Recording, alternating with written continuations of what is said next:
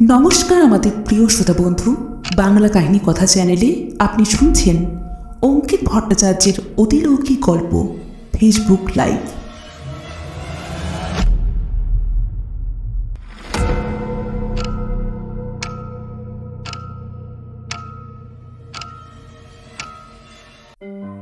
নমস্কার, আমি সৌগত পাল।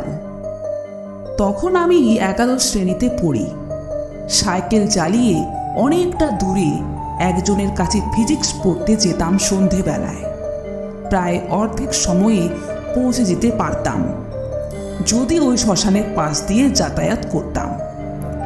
ভূতপ্রেতে আমি খুব বিশ্বাস করি না, তবে ওই রাস্তা ধরে গেলে পোকামাকড় সাপখোপেরও ভয় থাকে, তাই রাতের দিকে ওই পথ এড়ানোই ভালো। কিন্তু সেদিন ইন্ডিয়া পাকিস্তানের ফাইনাল ক্রিকেট ম্যাচ ছিল, তাই বাড়ি ফেরার প্রচণ্ড তাড়া ছিল। ভয় টয় ভুলে সেদিন তাই ঠিক করলাম শ্মশানের পাশ দিয়েই যাব। জোরে সাইকেল চালিয়ে আসছিলাম আমি একাই। শ্মশানের কাছাকাছি আসতেই এমন একটা কাণ্ড ঘটল যা আগে কোনো দিনও ঘটেনি আমার সাথে। সাইকেলটার পিছনের টায়ারটা পাংচার হয়ে গেল। এখন অগত্যা আমায় বাকি পথটা হেঁটেই যেতে হবে। মনের মাঝে তখন ভয়ের থেকে বেশি রাগই হচ্ছিল। তখন রাত প্রায় 8টা হবে। চারিপাশে যেন একটা জমাট বাঁধা অন্ধকার। চাঁদের অল্প আলো আছে যদিও, কিন্তু ওই শ্মশানের অস্বস্তিকর নিস্তব্ধতায় সেই স্নিগ্ধ জ্যোৎস্না যেন ঢাকা পড়ে গেছে। চারিপাশে ঝিঝি পোকার একটানা শব্দ কানে তালা লাগার জোগাড়। দু একটা জোনাকির দেখাও মিলছে না। কোনো এক অদৃশ্য মায়াজাল যেন আমার আসার অপেক্ষায় চুপটি করে বসে আছে ওই শ্মশানের চারিপাশের জঙ্গলের মধ্যে। যত এগোতে থাকলাম মনে হতে লাগলো যেন আমার পুরো শরীরটা ভারী হয়ে আসছে। ধীরে ধীরে হাত পাগুলো যেন অবশ হয়ে যাচ্ছে। আমার চলার গতি মন্থর হতে থাকলো। হঠাৎই পাশের জঙ্গল থেকে কোনো এক বিষধর সাপের ফুসফুস শব্দ যেন কানে এলো। আমি তখন মন্দিরের একদম সামনে এসে গেছি। হঠাৎই আমার খুবই ঠান্ডা লাগছে, গায়ে কাঁটা দিচ্ছে, আর মনে হলো ওই মন্দিরের ভেতর থেকে কেউ যেন আমায় খুব ক্ষীণ অথচ মিষ্টি স্বরে ডাকছে। আমার নাম ধরে ডাকেনি, কিন্তু কি একটা শব্দ বা কথা শুনেছিলাম তা মনে পড়ে না। তবে সে কণ্ঠে যেন এক তীব্র আকর্ষণ ছিল। পর মুহূর্তে একটা পায়ের শব্দ পেলাম পিছন থেকে, আর সেই শব্দে যেন আমার ঘোরটা কাটল। তৎক্ষণাৎ পিছন ফিরে চাইতেই অন্ধকারে শুধু দুটো জ্বলন্ত চোখ দেখতে পেলাম। আশ্চর্য রকম লাল দুটো চোখ, আর সম্পূর্ণ আঁধারে ঢাকা একটা লম্বা শরীর যেন আমার দিকেই তাকিয়েছিল। এবার আমি প্রচণ্ড ভয়ে কাঁপতে কাঁপতে শরীরের সমস্ত শক্তিকে কাজে লাগিয়ে হাতে ওই সাইকেল ধরেই প্রাণপণে প্রায় মিনিট 2 ছুটলাম। আমার বারবার মনে হচ্ছিল যেন আমি ভুল পথে চলেছি। এই পথের কোনো শেষ সীমা নেই, কিন্তু তবুও আমি ছুটে চলেছি। কিছু দূর এগোনোর পর আবার দূরে রাস্তার আলো দেখতে পেলাম। মন থেকে আমার ভয়টা একটু হলেও যেন দূর হলো। সেদিন বাড়ি ঠিকঠাক পৌঁছে গেলেও খেলাটা আমি উপভোগ করতে পারিনি। রাত থেকেই হঠাৎ ধূপ জ্বর এসেছিল। টানা প্রায় 3 দিন পর একটু সুস্থ হয়েছিলাম, আর কোনো দিনও ওই পথের মুখোমুখি হইনি। তবে সেদিন আমার সাথে ঠিক কী ঘটেছিল এবং কেন বা ওরকম অনুভূতি হয়েছিল তা আমি জানি না। হয়তো সবটাই মনের ভুল, অথবা কিছু একটা অলৌকিক ব্যাপার বা নেগেটিভ এনার্জি সেখানে নিশ্চয়ই ছিল। যাই হোক, আমার গল্প আজকে এখানেই শেষ করছি। আপনাদের কেমন লাগলো আমায় জানাবেন। নমস্কার। এতক্ষণ সৌগত টানা বলে গেছে তার গল্প। আসলে প্রথম দিন বলে একটু হলেও নার্ভাস ছিল সে, তাই কে কি কমেন্ট করছিল সেদিকটাই খেয়ালই করেনি সৌগত। এবার সে কমেন্টসগুলো পড়ে বেশ অবাক হলো। আসলে যারা এই লাইভটা দেখছিল তারা যতটা না সৌগতর গল্পটা এনজয় করছিল, তার থেকে হয়তো অনেক বেশি এনজয় করেছে সৌগতর ব্যাকগ্রাউন্ডে ঘটে চলা ভৌতিক কার্যকলাপ। অনেকেই কমেন্ট করেছে যে সৌগতর পিছনে জানলার পর্দাটা হাওয়াতে ঠিক সেই সময়টুকুর জন্যই উঠছিল যখন ওই শ্মশানের ঘটনাটা সে বলছিল।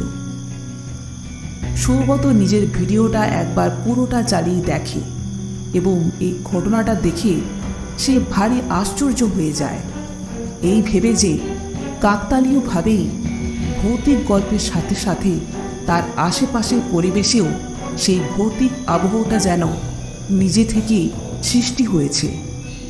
কিন্তু পর মুহূর্তেই সে ভাবল, জানলা দিয়ে এতটা জোরে হাওয়া দিল যে পর্দাটা উড়ে গেল, অথচ সে নিজে সেটা টের পেল না। একটা মাস কেটে গেছে। সে আবার ভূতের রাজা দিলবর গ্রুপের অ্যাডমিনের সাথে কথা বলে আবারও একটা ভৌতিক অভিজ্ঞতা শোনানোর কথা জানালো। অনেকেই তার আগের বারের ভিডিওর কথা মাথায় রেখেছে, ফলে এই নিউজটা গ্রুপে দেওয়ায় অনেকেই বেশ এক্সাইটেড সেটা দেখা গেল।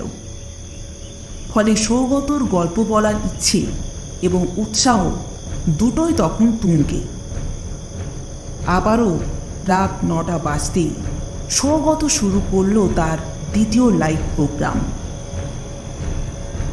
আজ আমি আপনাদের শোনাবো আমারই এক বন্ধুর কিছু ভয়ঙ্কর অভিজ্ঞতার কথা। অভিষেক মানে আমার সেই বন্ধুটি কিছুদিন হয়েছিল একটি মেস বাড়িতে উঠেছিল। আসার আগেই একজনের কাছে শুনেছিল ওই বাড়িটা ভালো নয়, অনেকেই আগে ভয় পেয়েছে। অভিষেক খুবই ডানপিটে ছেলে ছোট থেকে। এসব শুনে ও আরও বেশি করে ওই বাড়িটাতেই থাকতে চাইল। কয়েকটা দিন পরে হঠাৎই এক রাতে কিছু অদ্ভুত ব্যাপার ঘটে। সে তার স্টাডি টেবিলটাতে বসে পড়ছে। তখন রাত প্রায় 11:30। হঠাৎই তার ঘরে জ্বলতে থাকা টিউবলাইটটা ঠিক ওই হরর মুভিগুলোর মতোই বেশ কয়েকবার জ্বলে নিভে উঠল। আর ঠিক এই সময়ে সৌগতর পিছনে জ্বলতে থাকা এলইডি লাইটটাও যেন কয়েকবার কেঁপে উঠল, অথচ এতক্ষণ সেটা ঠিকই ছিল। সেটা দেখে আবারও লোকজন কমেন্ট করতে শুরু করেছে। আজ সৌগত নিজেও একবার লাইটের দিকে তাকায় এবং তারপর আবার তার বন্ধুর গল্পটা বলতে শুরু করে। আমি জানি না যে ভৌতিক গল্প বলতে গেলেই কেন এরকমটা হচ্ছে আমার সাথে। যাই হোক, এই লাইট কেঁপে ওঠাটাও নিতান্তই কাকতালীয়। যেটা বলছিলাম, তারপরে অভিষেকের ঘরে থাকা কিছু জিনিস আচমকায় মেঝেতে পড়ে যেতে থাকে, অথচ কোনো হাওয়া বাতাস কিন্তু ছিল না তখন। যেমন তার টেবিল থেকে পেনদানি, জলের গ্লাস, মোবাইলের চার্জার ইত্যাদি। একসাথে কিন্তু নয়, কিছুক্ষণ পর পর ওগুলো করতে থাকে। অভিষেকের এবার যেন একটু ভয় লাগে। আবারও এই কথাগুলো যখন সৌগত বলছে, একইভাবে তার টেবিল থেকেও কিছু জিনিস পড়ে যায় মেঝেতে। এরপর তার পিছনে জানলার সামনে থাকা একটা ছোট ফুলদানি যখন হঠাৎই মাটিতে পড়ে তখন সৌগতর সমগ্র মুখে ভয়ের ছাপ স্পষ্ট ফুটে ওঠে। সে লাইভে বলে যে, আজ আমি ভিডিওটা এখানেই বন্ধ করছি, কারণ আমি নিজে প্রচণ্ড ভয় পাচ্ছি। বুঝতে পারছি না এসব কি হচ্ছে আমার সাথে। আমায় ক্ষমা করবেন। আপনাদের না হয় কাল আবার গল্পটা শোনাবো। এই কথা বলে সৌগত ভিডিওটা বন্ধ করে। অথচ এরপর সারা রাত কিন্তু আর কোনো অস্বাভাবিক ঘটনা ঘটেনি। সকালে উঠে ভূতের রাজা দিল বর গ্রুপে তার ভিডিওটা খুলতেই দেখতে পেল প্রচুর কমেন্টসে ভরে গেছে এবং প্রত্যেকেই জানতে চাইছে যে তার বন্ধুরই বা কী হলো এবং সৌগতর ঘরে যা যা ঘটছে তা কি শুধুই একটা সমাপতন, নাকি তার ঘরেও সত্যি কোনো অলৌকিক ব্যাপার আছে। সৌগতর এই লাইভের খবর রীতিমতো ভাইরাল হয়ে গেছে এক রাতেই। নিজেকে একজন ছোটোখাটো সেলিব্রিটি মনে হচ্ছে সৌগতর। গ্রুপ অ্যাডমিন তাকে মেসেজে বলে আবারও আজ রাতে লাইভ করতে। সৌগত আবারও লাইভে আসে। আজ দর্শক সংখ্যা প্রায় কয়েক হাজার। সকলে অধীর আগ্রহে অপেক্ষা করছে আজ কি ভৌতিক ঘটনা ঘটে সেটা দেখবার জন্য। সৌগত শুরু করল। সেদিন রাতে অভিষেক শুধু একটা পোড়া গন্ধ পেয়েছিল, আর সেরকম কিছু ঘটেনি। কিন্তু পরের দিন রাতে আবারও সেই একই সময়ে লাইটগুলো জ্বলে নিভে ওঠে এবং তারপরে পুরো অন্ধকার হয়ে যায়। আবারও সেই পোড়া গন্ধ এবং আগের রাতের থেকেও তা তীব্র। অভিষেক ফোনের আলোটা জ্বালায় এবং রান্নাঘর থেকে যেন কিছুর একটা শব্দ পায় সে। ভয়ে ভয়ে সে এগোয় সেই দিকে। এক মুহূর্তের জন্য মোবাইলের আলোয় সে কোনো এক ব্যক্তির পোড়া একটা হাত দেখতে পেল। তৎক্ষণাৎ প্রচণ্ড এক আতঙ্কের ঢেউ সারা শরীরে খেলে যায় তার এবং মোবাইলটা হাত থেকে পড়ে যায়। সঙ্গে সঙ্গে সেটি তোলার পরেই কারেন্ট এসে যায় এবং রান্নাঘরে আর কিছুই দেখতে পায় না সে। এতক্ষণ সকল দর্শক কোনো রকম অদ্ভুত কিছু লক্ষ্য না করলেও সৌগতর কথা শেষ হতে না হতে ঘরের লাইট সম্পূর্ণ নিভে যায়। মোবাইলের সামান্য আলো এসে এখন পড়েছে সৌগতর মুখে। সৌগত হাতে একটা টর্চ নিয়ে বলতে লাগলো, আমি সত্যি জানি না এখন আমার সাথে অলৌকিক কিছু ঘটবে কিনা, তবে যতক্ষণ সম্ভব আমি ভিডিওটা অন রাখছি। এই বলেই তৎক্ষণাৎ সৌগত বারান্দাটার দিকে তাকায়। আবার ফোনের ক্যামেরার দিকে তাকিয়ে সে বলে, আপনারা বিশ্বাস করবেন কিনা আমি জানি না, তবে ওই দিক থেকে যেন একটা আওয়াজ পেলাম। আমি চেষ্টা করছি আপনাদেরকে দেখানোর। এই বলে সৌগত বারান্দার দিকে আস্তে আস্তে এগোতে থাকে। মোবাইলের ক্যামেরায় টর্চের গোলাকার আলোতে সকল দর্শক দেখতে পেল একটা কালো লম্বা সাপের মতো জিনিস সেখানে থাকা টেবিলের নিচে ঢুকে গেল। এরপরে আবার কারেন্ট এসে যায়। সৌগত ক্যামেরাটা এখনো ধরে আছে। এরপর নিচু হয়ে সে দেখে সবাইকে বলে যে সেখানে কিছু নেই। এরপর সে জানায় তার সমগ্র শরীরে এখন কাঁপুনি দিচ্ছে। তার পক্ষে এখন আর কন্টিনিউ করা নয়। তাই আগামীকাল আবার গল্পটা বলার চেষ্টা করবে সে। এই 2 দিনেই সৌগত লাইভের কথা পুরো করে ফেসবুকে ছড়িয়ে যায়। ভূতের রাজা দিল বর গ্রুপের সদস্য সংখ্যাও বাড়তে থাকে। আর সকলের মনেই একটাই প্রশ্ন এখন, সৌগতর ঘরে কি সত্যি কোনো ভৌতিক কাণ্ড ঘটছে? যদি তাই হয় তবে শুধুমাত্র তার গল্প বলার সময়েই তা ঘটবে কেন?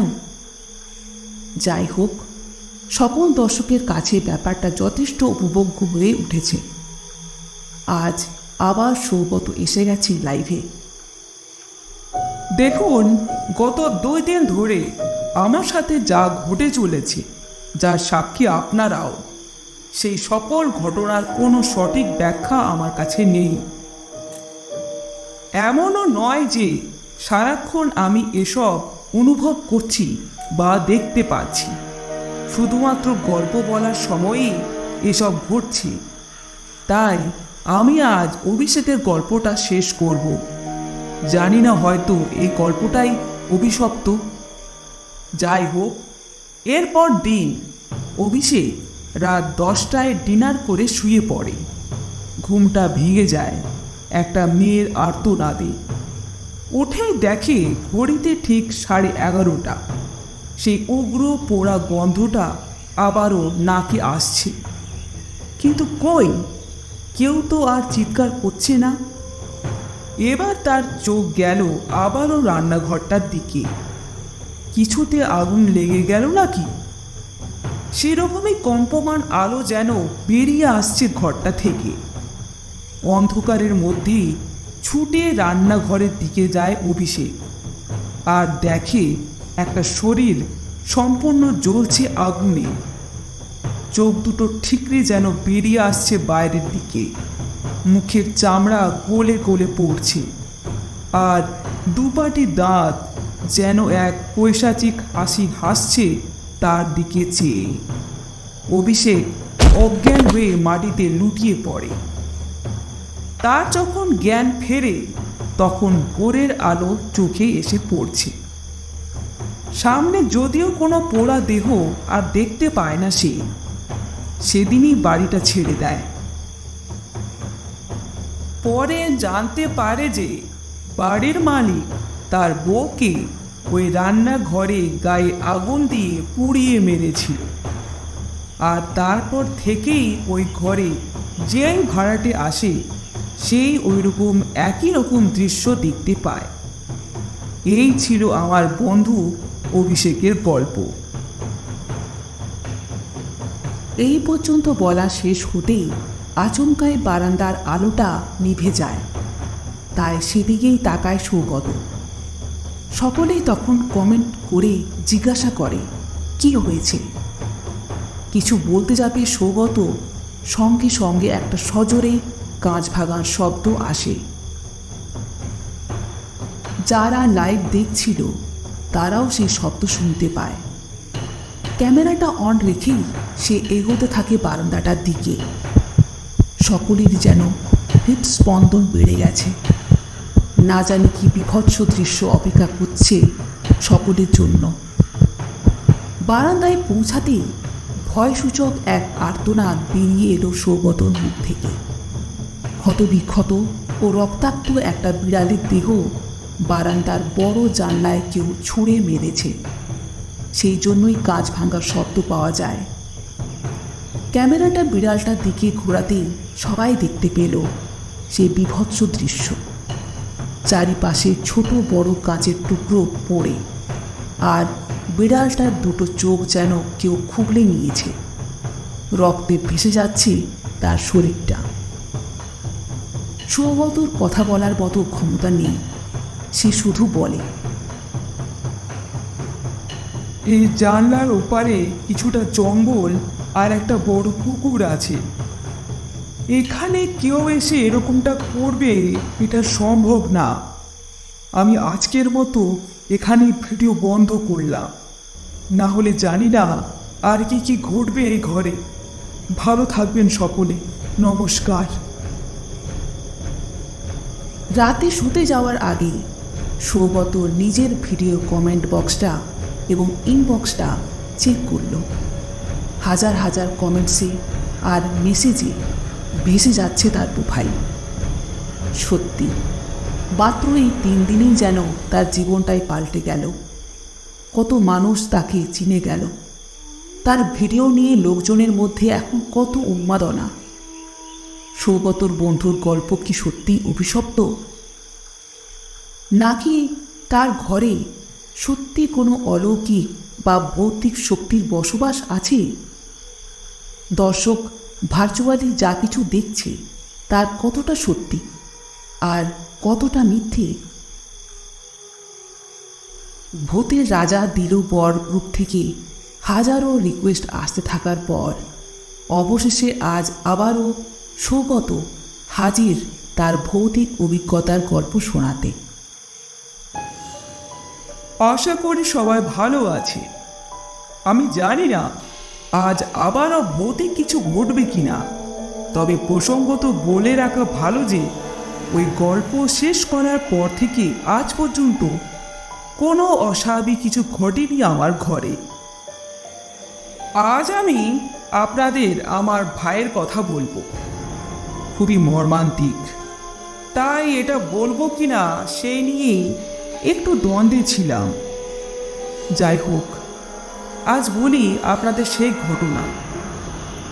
ওর যেদিন মৃত্যু হলো ঠিক সেই দিনটায় প্রতি বছর ও আসে আমার কাছে। প্রথম বছর খুবই ভয় পেয়েছিলাম, কিন্তু তারপর আর ভয় লাগে না। আমার স্পষ্ট মনে আছে সেই 5 বছর আগে যেদিন ও প্রথমবার এলো আমার সাথে দেখা করতে। আসলে আমায় ও খুব ভালোবাসত। সেদিন রাতে সবে আমার ঘুমটা এসেছে। আমি অন্য পাশ ফিরে শুতে গেছি পাশ বালিশটা টেনে। অমনি আমার হাতটা একটা বাচ্চা ছেলের গায়ে ঠেকে। লাফ মেরে উঠে বসি আমি। ঘর অন্ধকার ছিল। সঙ্গে সঙ্গে মোবাইলের আলোটা ফেলতেই দেখলাম কেউ নেই। এই বলে সৌগত নিজের ভাইয়ের ছবির ফ্রেমটা তুলে ধরল ক্যামেরার সামনে। এই হলো আমার ভাই। তখন আমার আর ভাইয়ের একটা ফটো একসাথে একই ফ্রেমে ছিল। আমি লাইটটা অফ করে শুয়েছি আর ফ্রেমটা টেবিল থেকে অদ্ভুতভাবেই পড়ে যায় মেঝেতে। আমি আবার উঠি এবং অন্ধকারের মধ্যেই মনে হলো একটা বাচ্চা ছেলে যেন ছুটে চলে গেল ঘরের বাইরে। এবার আমি খুব ভয় পেলাম। ততক্ষণে বাবা ঘুমিয়ে পড়েছেন। লাইটটা জ্বালিয়ে মেঝের দিকে চোখ যেতেই ভয়ে আমার রক্ত যেন জল হয়ে গেল। দেখলাম একটা বাচ্চা ছেলের রক্তাক্ত পায়ের ছাপ লেগে আছে। এতটা বলা হয়েছে আর সঙ্গে সঙ্গে টেবিলের পাশে রাখা সৌগত ভাইয়ের ছবিটা অকারণে মেঝেতে পড়ে যায়, যেটা দেখে সকল দর্শক খুবই রোমাঞ্চিত হয় ঠিকই, কারণ তারা তো এরকমই কিছু একটা এক্সপেক্ট করে বসে আছে।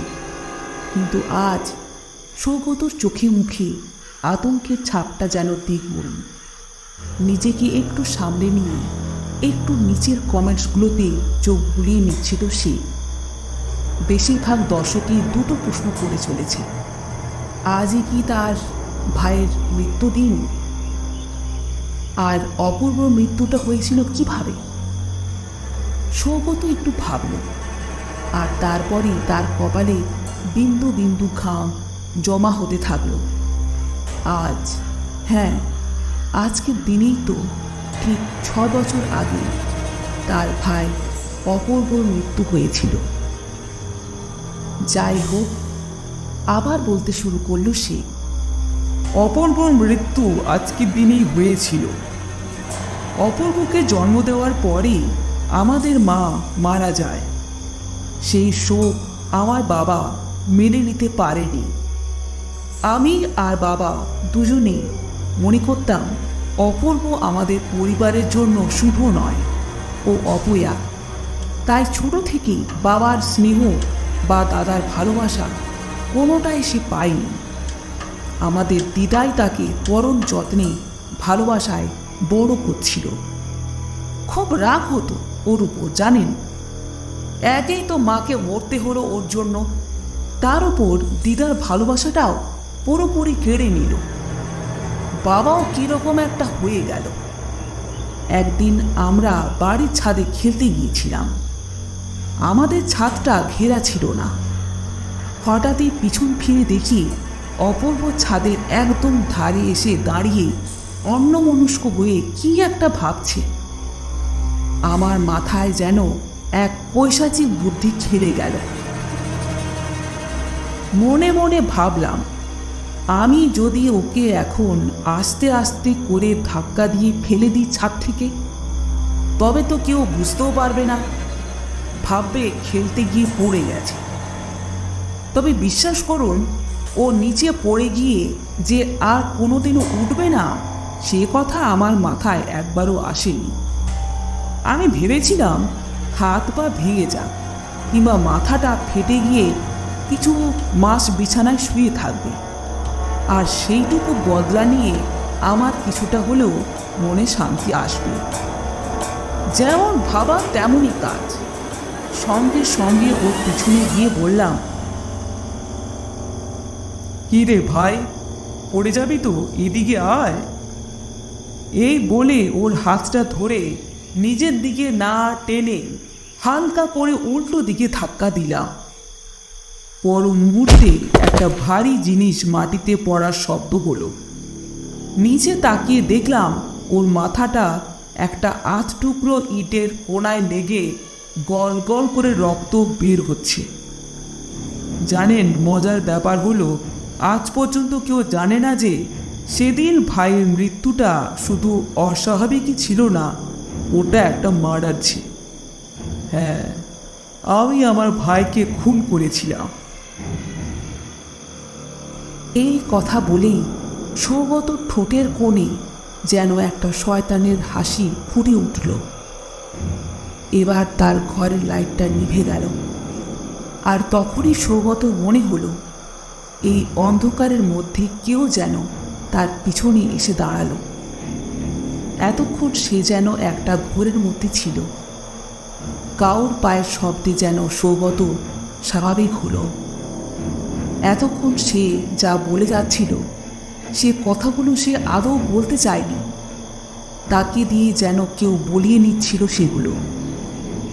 নিজের কথার ওপর যেন কোনো কন্ট্রোলই ছিল না সৌগতর। তৎক্ষণাৎ পিছন ফিরে তাকালো সে। তখনই আবার ঘরের লাইটটা জ্বলে ওঠে, কিন্তু কাউকেই দেখতে পায় না। অথচ মেঝের দিকে তাকিয়ে সৌগতর দম বন্ধ হয়ে আসার জোগাড়। কোনো এক বাচ্চার রক্তে ভেসে যাওয়া পায়ের ছাপ। এসব সত্যি কি করে হচ্ছে?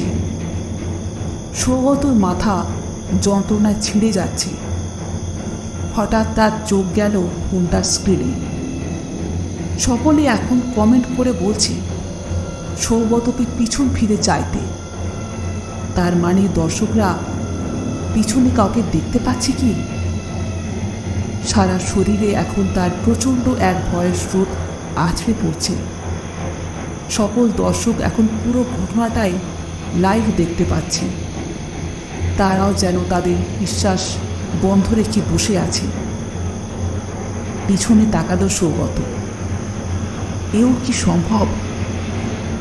6 বছর আগের মৃত ভাই এখন সৌগতর সামনে দাঁড়িয়ে। মাথার একটা দিক পুরো থিতলে গিয়ে ঘিলু বেরিয়ে এসেছে। সারা শরীর রক্তে ভেসে যাচ্ছে। এই অবস্থায় অপূর্ব বলে উঠল,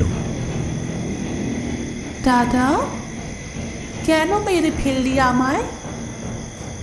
সৌগত চেয়ার থেকে যেন ছিটকে গেল, আর তার হাতটা লেগে টেবিলের ওপর থেকে ফোনটা পড়ে যেতেই ক্যামেরাতে আর কিছু ধরা পড়ল না। কিন্তু ফোনে ফেসবুক লাইভটা তখনও চলছিল। দর্শকরা তাই এখন শুধু অডিওটা শুনতে পাচ্ছে। আমায় ছেড়ে দে ভাই, আমায় ক্ষমা করে দে, আমি ভুল করেছি। এরপর শুধুই ক্ষীণ অথচ স্পষ্ট একটা শব্দ শুনতে পায়, ফেসবুক লাইভটায় থাকা সকল দর্শক। ধপাস একটা ভারী জিনিস উপর থেকে মাটিতে পড়ার শব্দ।